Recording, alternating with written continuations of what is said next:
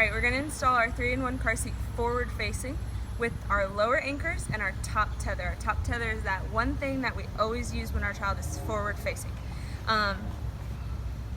Right here I've got 2 holes. The one down here is hard to see, but it's there, and this is where the seat belt goes, or the lower anchors if I'm rear facing, but this is where it goes if I'm forward facing. So I've got to take my lower anchors out of where they were in the rear facing belt path, and I'm going to put them in my forward facing belt path. So I'm going to slide it through. Now as I'm doing this, I'm going to make sure that it's not twisted. I don't want my lower anchors to be twisted. I want them to be as straight as possible, and my hooks are going to hook down into my car.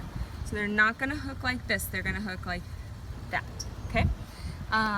Also, my seat right now is set for a rear facing child, so I need to turn it all the way up so that it's seated right up.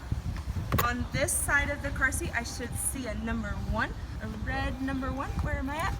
Right there. And then I know that it's ready to go. I'm going to take my top tether and make sure that it's available. So here it is, it's available. I'm going to just put it over here for now, but I'm going to leave it.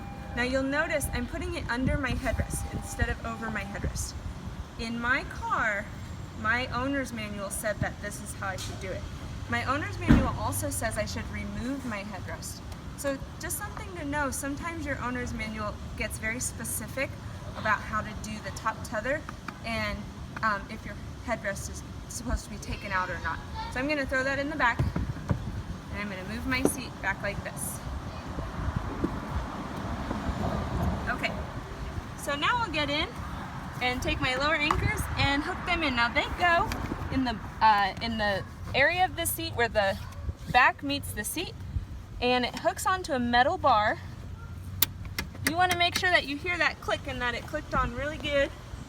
I'm going to do it on the other side too.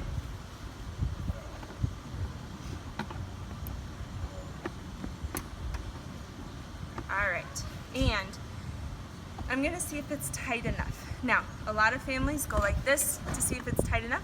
We always teach you to test your tightness at the belt path. Your belt path is actually going through the back of the seat, so I would rather you test it here or just to stand on one side and test it, but not doing this, okay? So what I'm going to do is I'm going to hop in, and I like to put my knees here, and then I'm going to start to pull and tighten my lower anchors.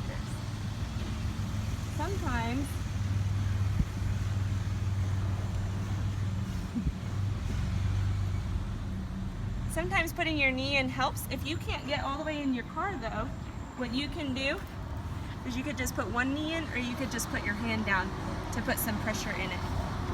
Now I'm going to make sure it's not moving more than an inch side to side at the belt path, and it's not. So now we're going to come around to the back, and I've got to do my top tether. I'm actually going to go in through here. So in my car, my top tether is right here. Sometimes it's in different places in your car, and we will talk about that when we look at your vehicle, but I do have to make sure that it's hooked onto the correct space, and then it should be tightened and not twisted. It's good to go.